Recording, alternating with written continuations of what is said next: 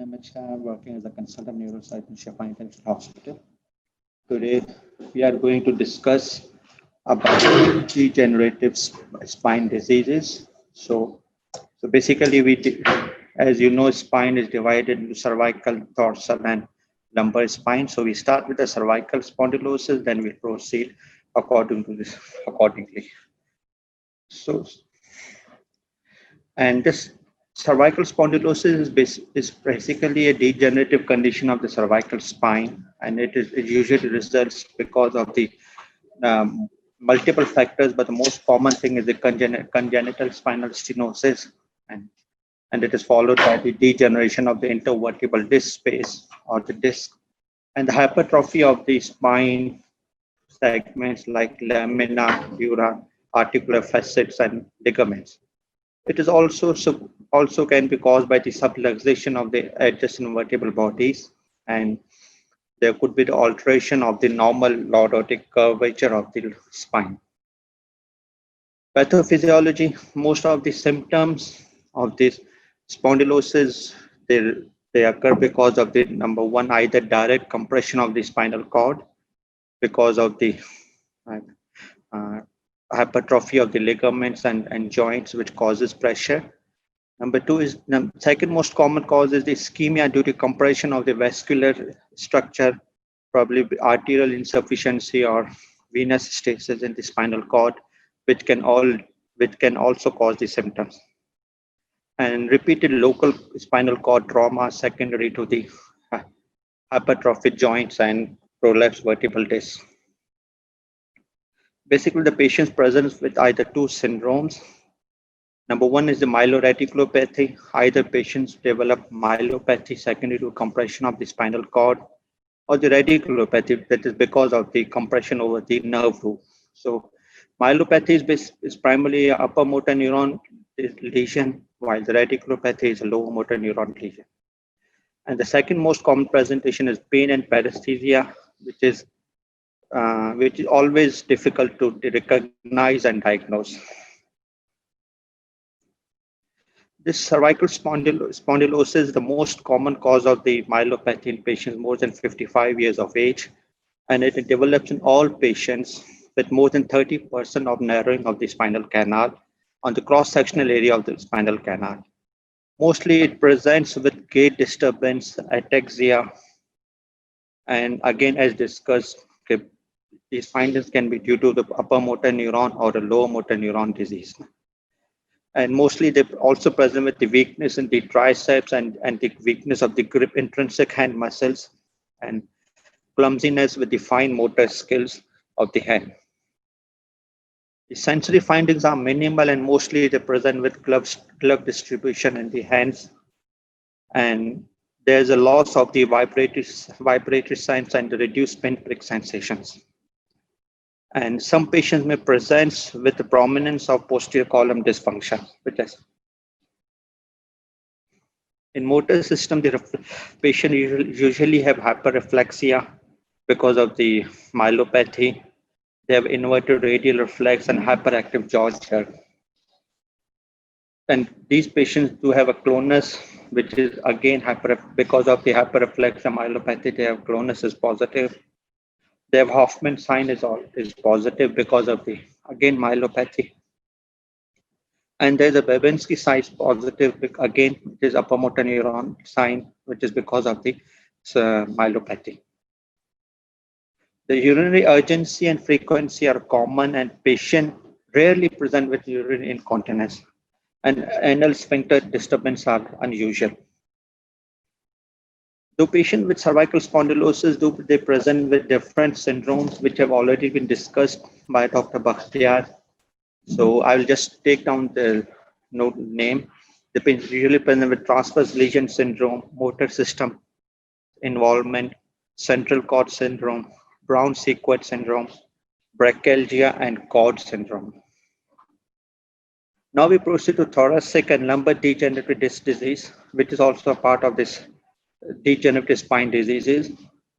And this degenerative disease are also referred as a degenerative disc disease, and it causes symptomatic spinal stenosis, and the thoracic region is rare, but it's more common in the lumbar region. Degenerative spine disease is a progressive deterioration of the structures of the spine, which, because of the either disc abnormalities that have protruded intervertebral disc or herniated or migrated disc, or the osteophytes of the vertebral bodies, which causes continued compression and local trauma on this nerve root or the thecal sac, and the spondylolisthesis because of the forward movement of one vertebral body against the other, resulting in the compression of the nerve roots, and the hypertrophy of the ligamentum flavum, which causes the canal stenosis. So patient in the lumbar spine stenosis patient is usually present with either central canal stenosis or a foraminal stenosis or a lateral recess stenosis. In this picture, I would like to just try to explain. Okay, we have got a central canal, and we have got a central canal which is the AP diameter and lateral diameter, and these are the lateral gutters or lateral recess. So because of either the hypertrophy of the disc ligamentum flavum or the hypertrophy of this lamina, they causes decrease in the diameter of this lumbar canal. When this decrease is more than 30%, it causes symptomatic spinal stenosis or neurogenic and causes neurogenic claudication. Similarly, it's a far lateral recess. The nerve root get compressed in far lateral recess because of the superior articular facet of the lower vertebral body, which moves upward and cause impingement of the nerve root, resulting in the nerve root symptoms. So this is a sagittal section of MRI, which basically which we are trying to show is, okay, that there's a superior articular facet of the inferior vertebral body, which moves upward and cause impingement of the nerve root in the nerve root canal. So this causes the nerve root symptoms. And lumbar spinal stenosis, as discussed already, it is mostly caused by the hypertrophy of the facets, ligamentum flavum,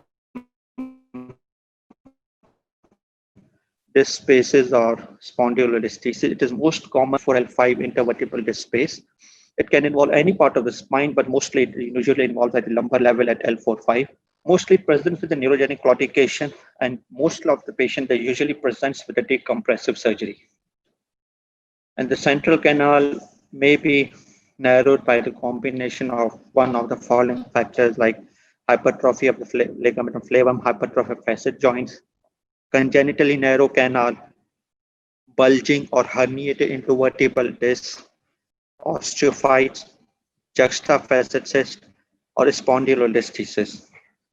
The lateral recess, which I've already discussed, and hypertrophy of the superior articular facet causes compression of the nerve root.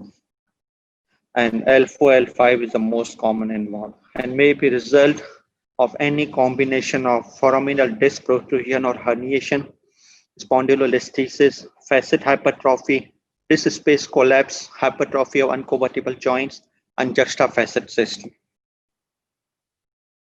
This is a classification of spondylolisthesis. It's basically it's divided into grade 1, 2, 3, 4 on the amount on the level of spondylo.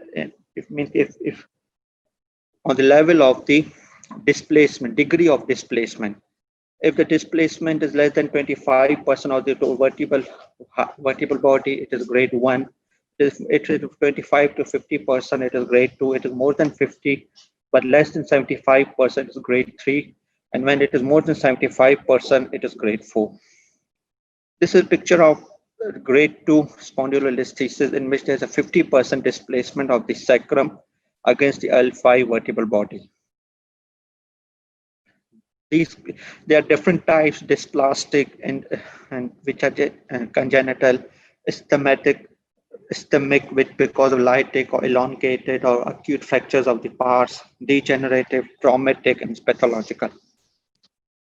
In differential diagnosis, we should differentiate the neurogenic claudication from the vascular insufficiency or vascular claudication, hip diseases, lumbar and disc herniation, facet joint pain, and the intraspinal tumors.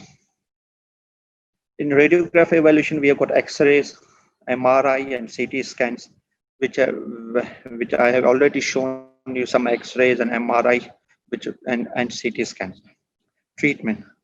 The treatment of cervical of the lumbar degenerative disease, including a herniated intervertebral disc, and which is causing sciatica or which is causing myelopathy or neurogenic claudication. It's always start with the non-surgical conservative management by advising regular physiotherapy, analgesia, thoracolumbar support.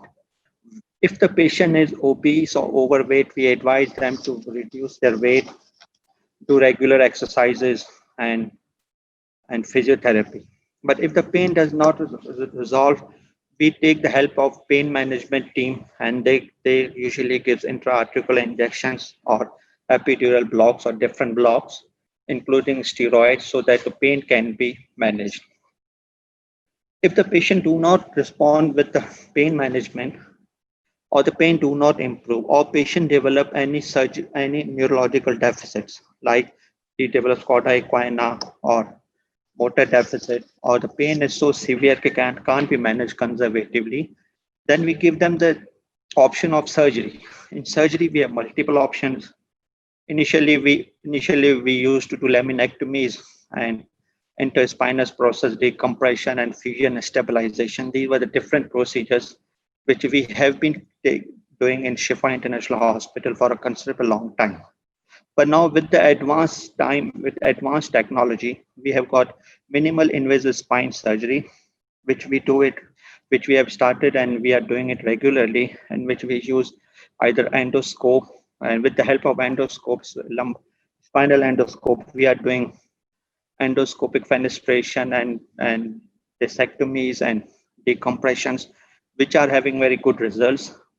Also, we are doing percutaneous and spinal fusion, in which we try to avoid the incision mark and just put the screws through less than 1 centimeter skin incision at the site of the screw placement, and we easily put in the rod, then we can do the destruction as required. Also, we have been doing vertebroplasty and kyphoplasty for the degenerative osteoporotic spine fractures and pathological fractures, so as to relieve the pain and compression. This is a small movie, a clip of a patient which had a very minimal invasive spine surgery for a lumbar disc prolapse, and alhamdulillah he recovered. So वालेकुम जी, क्या हाल है आपका? वालेकुम अस्सलाम, ठीक ठाक, शुक्र है। क्या नाम क्या है आपका? मेरा नाम सर जमील मसीह है। अच्छा जी, क्या हुआ था और अभी कैसे है? सर मैं सियालकोट से स्पेशल शिफा हॉस्पिटल में आया जी। मेरी जो टांग है ना, मैंने काफ़ी सर्जनों को दिखाई थी वहाँ सियालकोट में, कि जब मैं चलता था तो मेरे नीचे वाले पाँव में मसल में दर्द होती थी। ठीक। जब मैं यहाँ शिफा हॉस्पिटल में आया तो फाउंडेशन से मुझे सीधा ऊपर फ्लाई से मुझे ऊपर रेफ़र किया गया डॉक्टर शाहिद के पास। डॉक्टर शाहिद ने मेरे साथ बहुत अच्छा ताउन किया सर, शुक्र है खुदा का कि मेरा अभी पाँव ठीक है। अच्छा। और मैं खूब चल फिर लेता हूँ। ठीक है, चल के ज़रा दिखाएं। कि चल फिर लेता हूँ और मैं मुकम्मल इदारे का बहुत मैं शुक्रगुजार हूँ। शुक्र है खुदा का कि मुझे इधर से शिफा मिली है। चलो, thank you. In the end, I would like to emphasize on the multiple myths which are actually which are present commonly in our society. If we do a spine surgery, we'll go to the bed and we will not be able to walk again, and we will have multiple problems. So I would emphasize that these myths are wrong.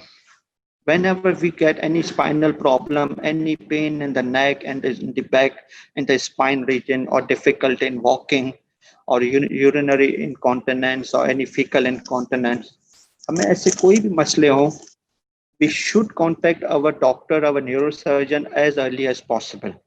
Because now with the advancement in the medical technology and with the availability of the latest endoscope and all these accessories, we have been able to treat a lot of patients in our department at Shifa International Hospital, and we had a very good successful results. So I hope this will convey the message that we should avoid the myths and should opt for treatment. Thank you.